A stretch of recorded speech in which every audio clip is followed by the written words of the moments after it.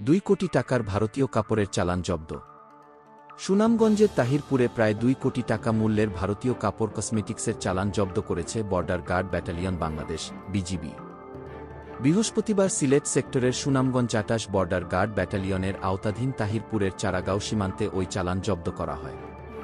বৃহস্পতিবার বিকালে Sunamganj 28 border guard ব্যাটালিয়নের BGB অধিনায়ক কর্নেল একেএম জাকারিয়া কাদির সুনামগঞ্জ 24-কে তথ্য নিশ্চিত করেন।